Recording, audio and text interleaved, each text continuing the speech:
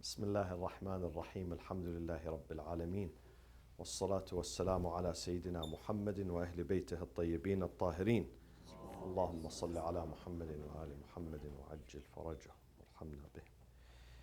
So this is the last session on مفاتيح الغيب for الفخر الرازي. مفاتيح الغيب غيب الفخر or الإمام الرازي. And one of the things we mentioned about Imam al-Razi, Muhammad ibn Umar, or al-Fakhr al-Razi, or al-Khatib al-Razi, he has many titles, is that though he was Ash'arite, publicly was Ash'arite, but in his debates, in his statements, in his writings, especially in this book, in his tafsir, At-Tafsir al-Kabir, the name of his tafsir, Mafatih al-Ghayb, or At-Tafsir al-Kabir, the grand tafsir, is that he somehow puts the Ash'arites down, pretending that he is defending them. But in fact, many commentators believe he was not defending them, he was defeating them. But because he could not do that in public, because he was connected to the regime and there was a pressure on him to be Ash'arite, so he would bring both arguments of the Ash'arite and the Mu'tazilite, or the Adliyite. We have on the right, we have to the right, the Ash'arite, Al-Asha'ira, Ash'arite, okay? To the left, we have Al-Mu'tazila, Mu'tazilite, who were in the middle, the Ahlul Bayt followers, huh? Or, philosophically, they call them, philosophical term, Al-Adliyah. Al-Adliyah means those who believe in divine justice. So they were in the middle. They were in the middle. Though some people say they were closer to Mu'tazilite, but they had differences with the Mu'tazilite. What was the main differences? Can we go through this very quickly between these three schools? The Ash'arite, which were the far right, believed in what? Coercion. Mu'tazilite in the far left believed in what? Total and absolute free will. Absolute, remember. Adliyah, the Imamite, believed in a free will, but not total free will. Because there are things that you have no control over them. So Imam al-Sadiq produced this maxim, this law. لا جبر ولا تفويض, neither coercion, absolute coercion, nor absolute free will. ولكن أمر بين أمرين. أمر, it's a matter between the two. That is his position. Now, Fakhr al-Razi, though he subscribed to this school, but in his writings, in his book here, he would favor this one. But nobody notices unless you are very smart, because he brings both arguments of this and this, but he makes this argument weak and he makes this argument strong. So this argument would defeat this argument. He presents the argument of the Ash'arite in a very weak and shallow way. But when he speaks about the argument of the Mu'tazilite, he really presents it very strong. For an observer who reads, he says, those arguments are better than those. This was his strategy, because he could not go public about it. This is why some people say he was a hypocrite. He didn't speak publicly. He didn't tell us the truth. He says, I am Ash'arite, but he's not. He's not. Look at the argument of the Ash'arite. He presented in a way that any person from this tradition can defeat it. And one of the things we mentioned last night about the argument of the Ash'arite, which is defeatable, is that God does not consider, God, when He legislates, when He creates, He does not consider the maslahah of the creatures, their interest. Not necessarily. Because He's God. You can't tell Him, God, this will hurt people, don't do this. You cannot tell Him. He's the Supreme King. Whereas we say that hikmah means what? Hikmah, wisdom, entails that you consider the welfare of your family. If you are a father, a mother, and you have wisdom, you have a brain, then the first thing that comes to your mind, I have to consider the welfare of my family. I should not overburden my family, or hurt my family, or endanger my family, or ask them to do something they cannot. But the Ash'arite say, no, God can do that. And we gave the example of what? The example that God may overburden the people beyond their tahammul, beyond their capacity. And they gave the example of Iblis. God said to Iblis, you are granted long life until the day of resurrection. So God empowered him. While God did not say this to the prophets, he killed the prophet died. But the enemy of the prophets, the embodiment of evil, he made him alive, empowered. So God is not really considering the maslahah of the ibad. But what was the answer of the Mu'tazilite? Do you remember? Yeah. If you won't know good unless you know the bad, sort of. The Mu'tazilite said that yes, true, shaitan is there. But sin begins with the person himself. Shaitan is only a cheerleader, encourages you. But he is not the reason of the sin. He is not the initiator of the sin. The initiator of the sin is the person himself. When he decides to do a sin, then the shaitan comes and says, yes, barakallah, mashallah, go ahead, don't worry. But the shaitan does not come to him and initiates the sin in him, because he has free will, he has a brain. He's choosing this path. Okay? The other argument that they have is that God said to the shaitan, shaitan, you cannot approach the true believers. Inna ibadi, truly my servants, true servants, لَيْسَ لَكَ عَلَيْهِمْ سُلْطَانٌ. You have no control over them. So you are incapacitated. You are handcuffed. You cannot reach them. You cannot hurt them. So if you have genuine faith, you have immunity against shaitan. Shaitan cannot reach you. Cannot reach you. This is number 2. Number 3, why God created shaitan then? This is the question many people ask.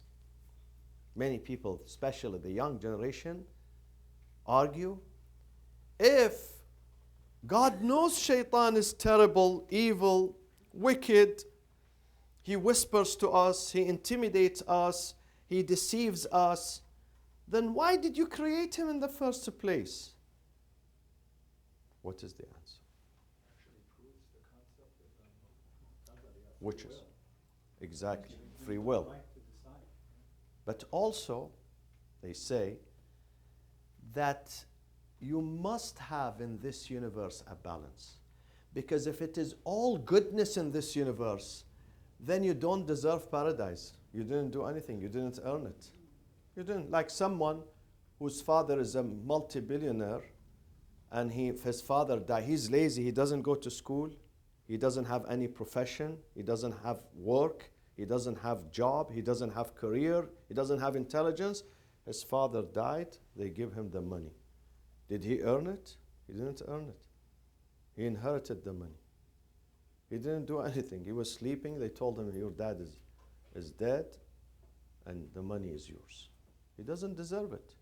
God wants us to deserve Jannah, to deserve paradise. So God says, I'm going to create challenges for you.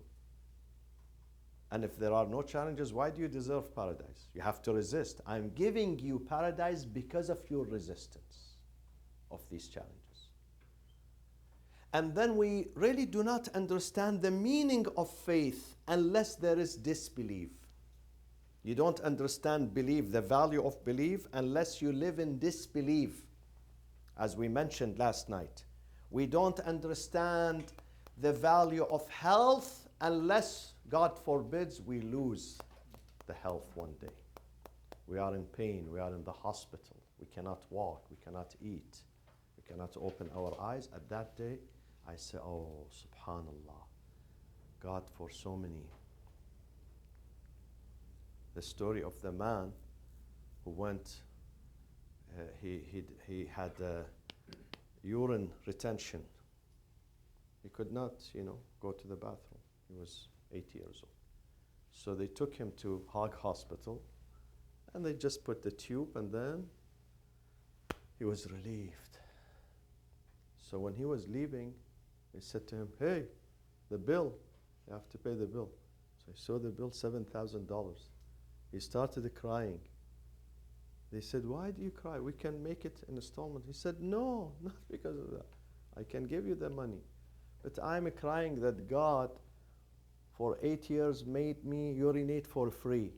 And I didn't realize the value of it. Until now, only one time, urinating one time, it cost $7,000. Can you imagine? We don't understand these things unless we miss them.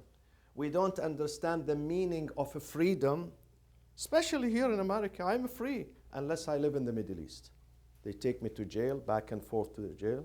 Shut your mouth. Why did you say this? Why? Then I say, subhanallah, I was living in a country. Nobody was, questioning me. Nobody was. So we don't understand the value of faith and iman unless we miss it one day. This is why God says, I have to create Iblis. So you can value your religion. You can value your faith. But at the end, you can defeat him. Yes, he's a danger, but a danger that you are capable of defeating. So this is in a brief. The other thing that the Mu'tazila Ash'arites do not believe in is a theory which the Imamites believe in it, and that is called a theory, a philosophical theory. قاعدة اللطف. قاعدة اللطف. They do not believe. Ash'arite do not believe in it. قاعدة اللطف. The maxim of قاعدة اللطف. The maxim of grace.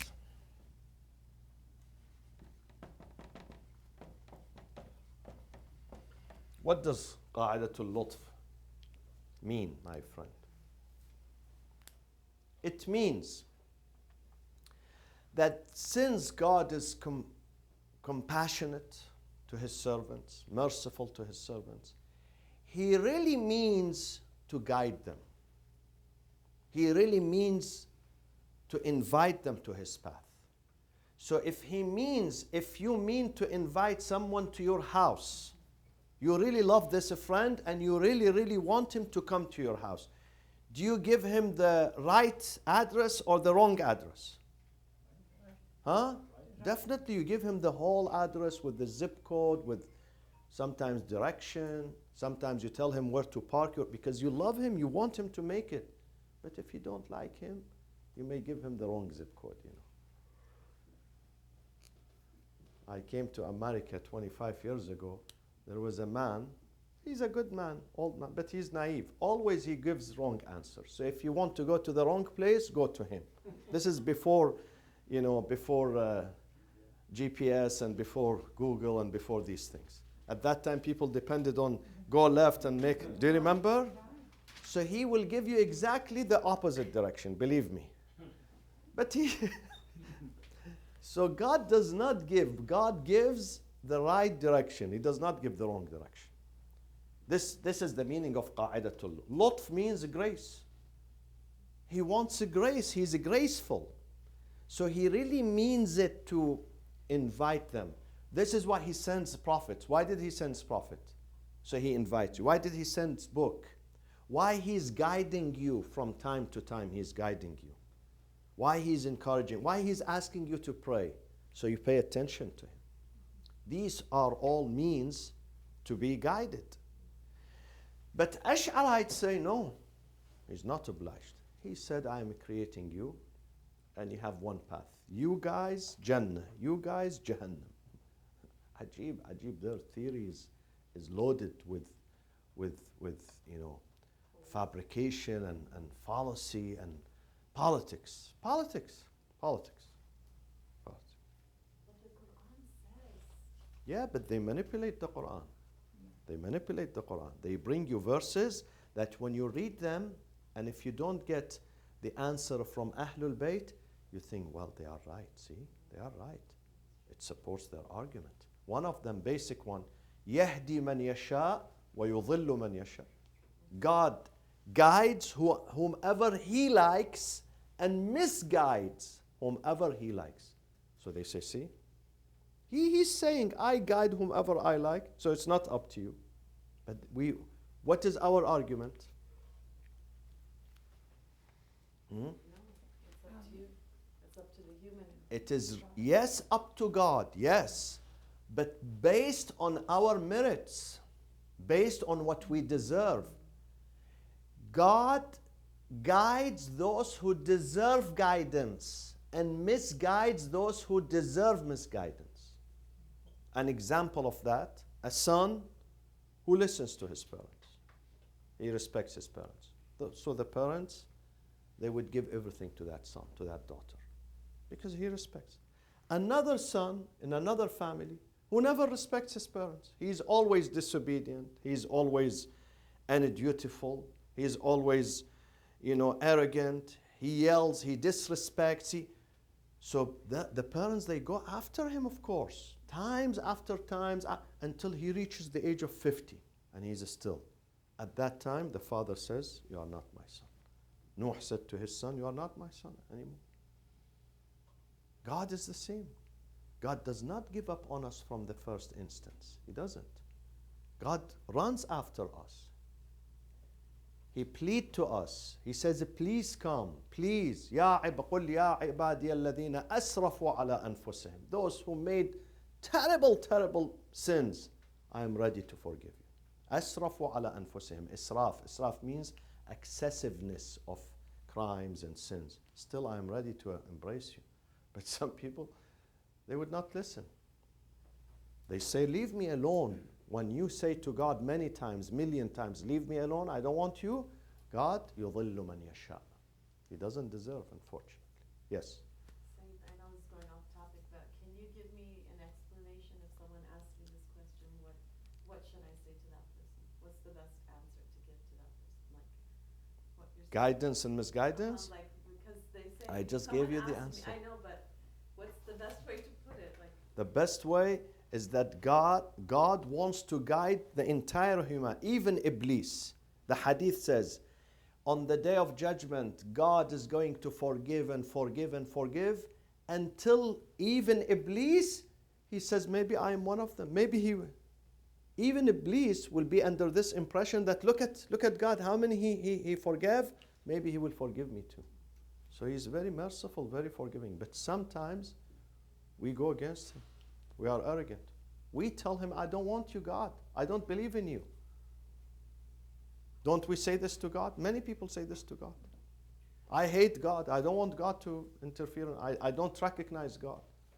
Yes. Is there any, I heard the story, and you hear stories, but I heard the devil was asking for forgiveness during Prophet Moses' time, and then God sort of said, sure, well, just go to the grave of Adam and bow to him over there, and then he didn't.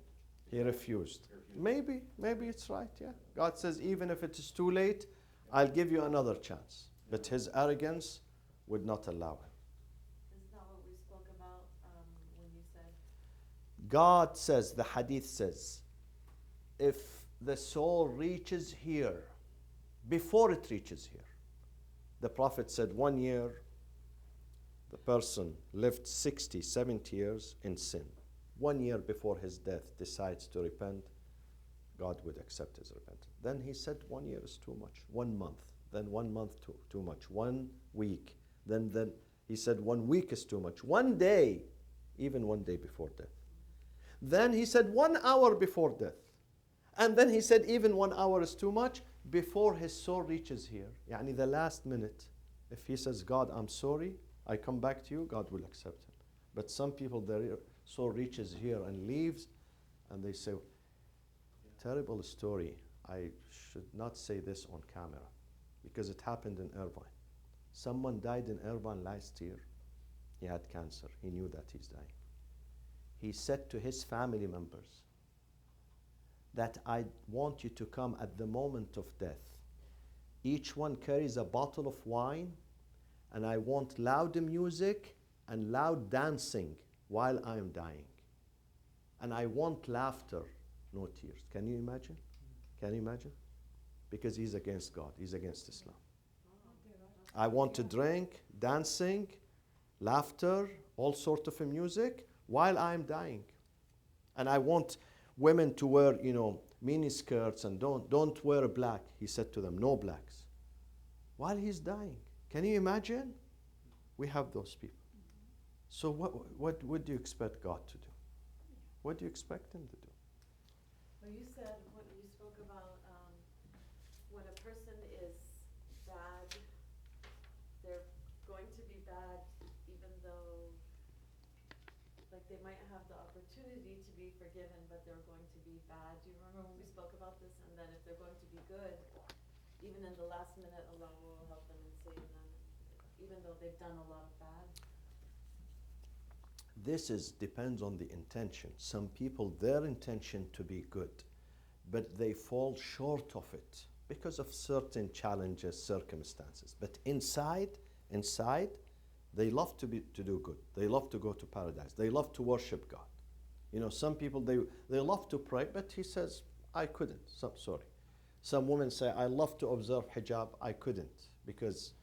So God also looks at your intention, not only the deeds, but sometimes he judges you by your intention because sometimes you fail. Though we have to do the good deeds, but sometimes God says we give according to the niyyah. Because I know the pressure. I know this student, he's good. He couldn't make it because of the traffic, because his mother asked him to go somewhere, because he was so tired today. He was so tired, he couldn't make it to the class. So I should not deprive him. I should give him another chance. But if the intention from day one is to reject, So they can worship all their life. but the worship is not genuine. The worship is not genuine. The worship is artificial, not genuine.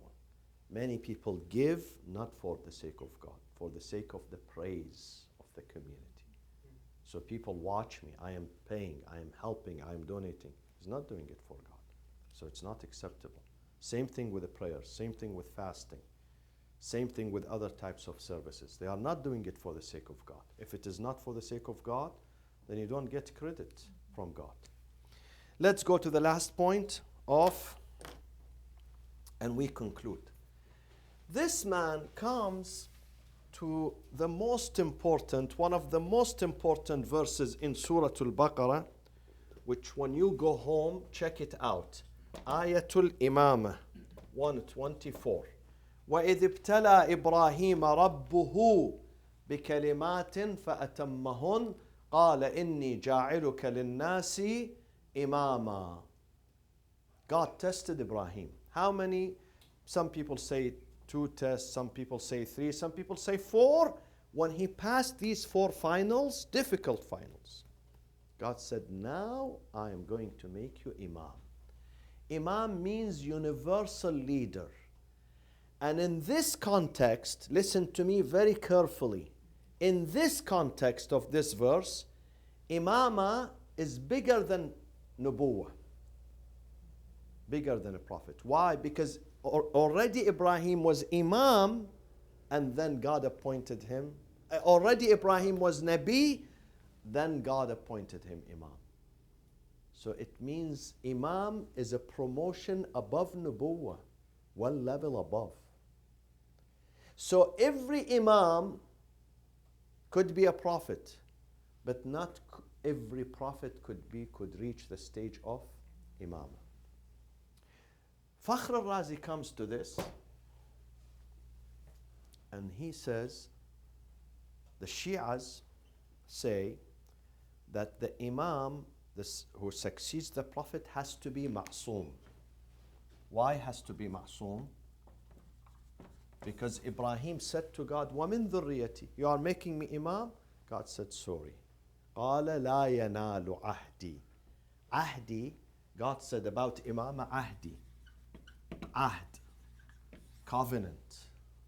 This is a covenant with me. And a covenant with me does not reach the wrongdoers. قَالَ لَا يَنَالُ عَهْدِ الظَّالِمِينَ. Dhulm, someone who committed dhulm. So dhulm has many degrees. What is the worst degree of dhulm? Shirk. وإذ قال لقمان لابنه وهو يعظه يا بني لا تشرك بالله. Luqman said to his son, لا إن الشرك, verily, because shirk, إن الشرك لظلم عظيم, greatest sin, greatest wrongdoing. So that is the top. Shirk is the top. Okay, shirk here. But then below shirk also there are degrees, other degrees, such as what? Such as what Omid said right now. Huh? Murder. What is above murder? Below murder. Huh? Stealing? Well, the hadith says ghiba, backbiting is worse than zina. Because it destroys the relationship. Zina between two fool people, they had lust. They were emptying their lust together. But they are not damaging the society. Though it is gross. It is gross, huh? Don't take it lightly. Don't take it lightly. But ghiba is more destructive because it destroys the families. It can separate a man from his wife. It can separate two brothers, a father from his son. Ghiba? Gossiping, yes. Gossiping and ghiba and backbiting and tale-bearing. Tale-bearing goes to this person and then listens to him and then goes to other. He says, that guy, he spoke against you. He's planning against you. And then he goes to that guy, come back to, he says, I was there in his house. He's planning against you. Tale-bearing. Namima. And the person is Namam. And Namam, God says to Musa, Namam, I would never forgive him on the day of judgment. And if I never forgive him, he's the first person to make it to Jahannam. And if I decide to forgive him for some reason, he's the last person. We put him on the waiting list for paradise. Last person to me. Waiting list. I say waiting list. God doesn't say it. آخر من يدخل أول من يدخل النار, if God does not forgive him. If God decides to forgive him, he's the last one. Tale-bearing. He moves between the homes and the families and he carries bad news. He pits one against the other. Destroys the relationships. Very dangerous.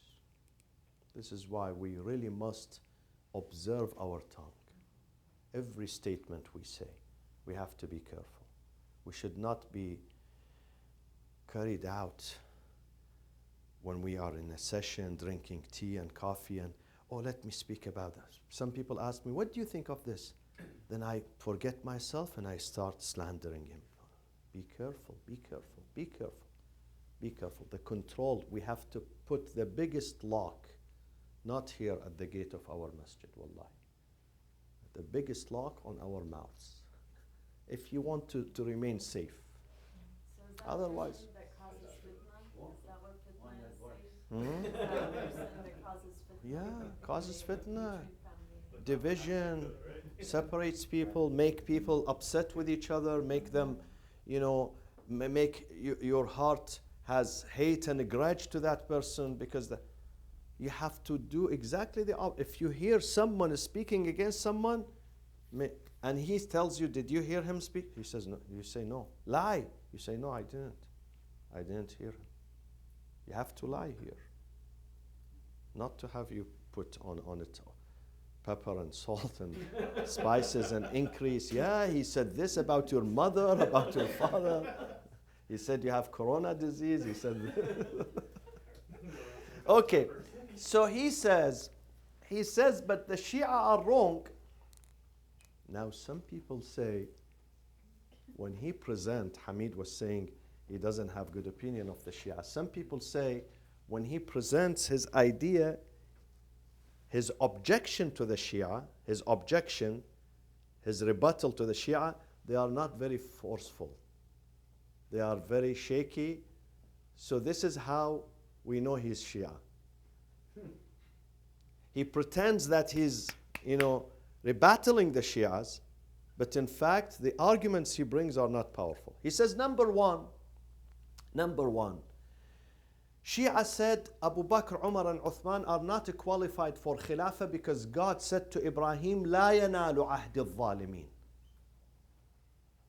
And Abu Bakr and Umar and Uthman at some point in their life were mushrik because they accepted Islam. They came and said, La ilaha illallah. They were idol worshippers. Whereas Imam Ali did not worship idol, according to the Sunnis and the Shias. But the Sunnis, when they say Imam Ali karramallahu wajhah, God honored his face. Why? Do you know the reason? Because he did not do sujood to the idol. He didn't. So he's not mushrik. He's ma'soom. So they are disqualified and Imam Ali is qualified. But then look at the argument he brings. This guy. He says, but the Shias are wrong. Because yes, Abu Bakr and Umar and Uthman at some point in their life were mushrik, but then they accepted Islam. But this argument is weak. Why it is weak? Because when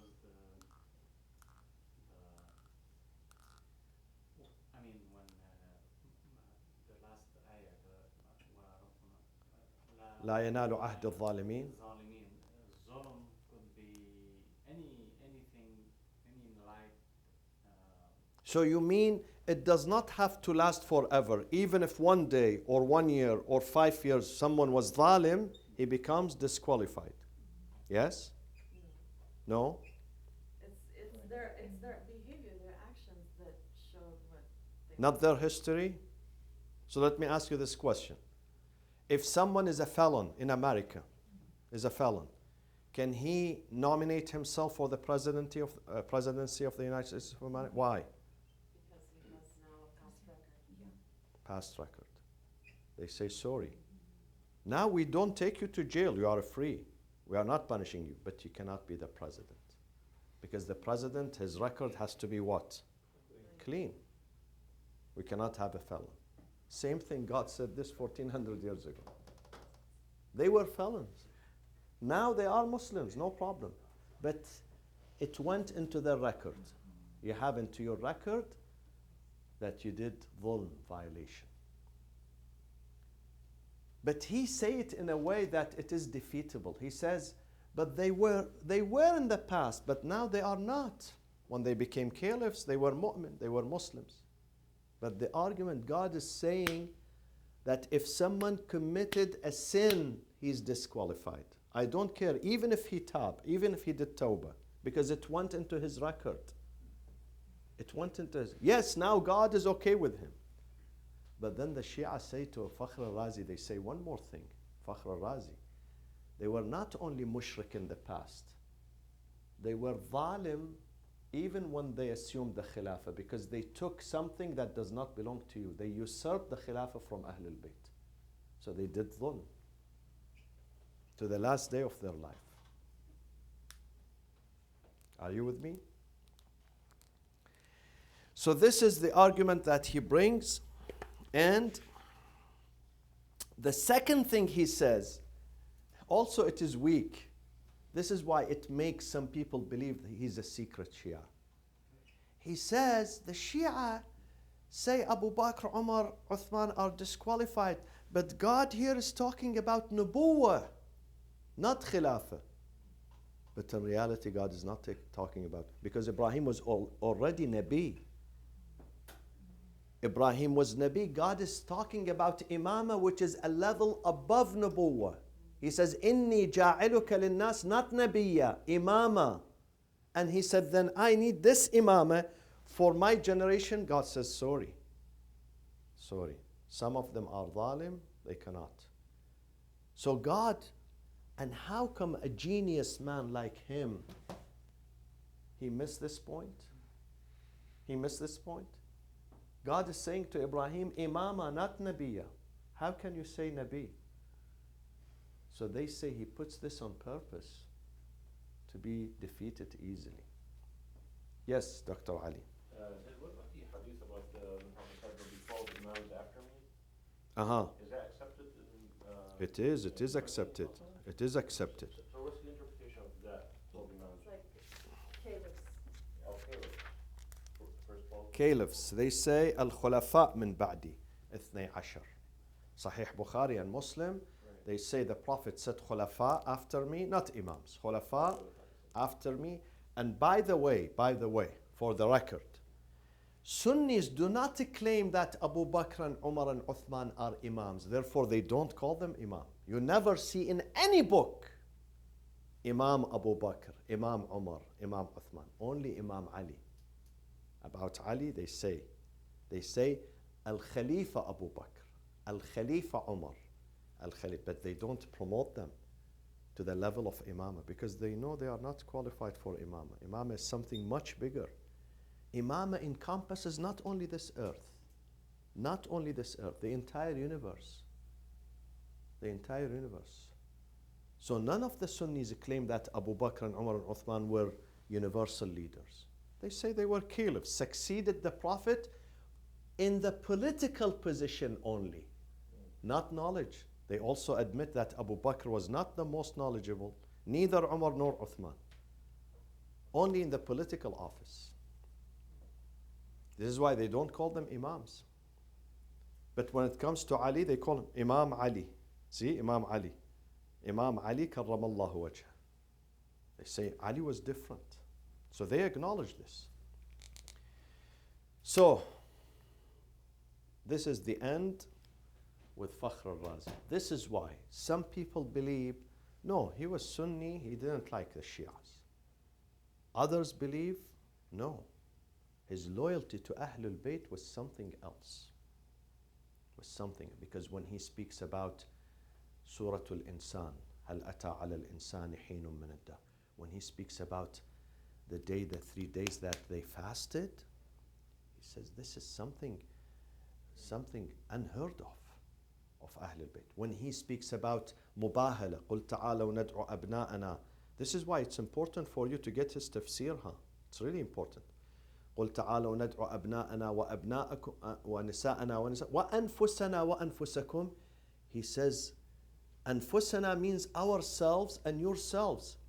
And the Prophet brought only Imam Ali. He didn't add another sentence. So when he brought Imam Ali, and ourselves applies to him and Imam Ali, so it means the soul of the Prophet is equal to the soul of Ali. هما نفس واحدة. This is Fakhr al-Razi.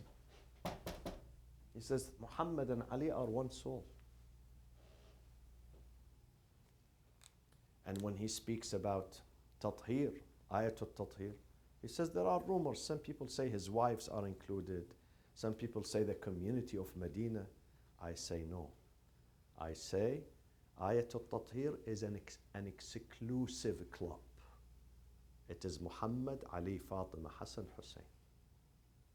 When he speaks about Imam Ali, he says Ali the only courageous companion of the Prophet. And then he adds this sentence, and this sentence is, sometimes you say,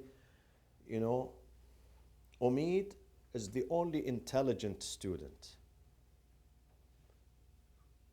But when you say, Umid is intelligent, okay? It doesn't mean that Ali is not, Sa'id is not, Nadim is not, Najat, Afsana and Hamid is not. and Arish, rahmatullahi alayh. But when you say this is dangerous, when you say Umayyad is the only intelligent person unlike others. Unlike others, it means others are not.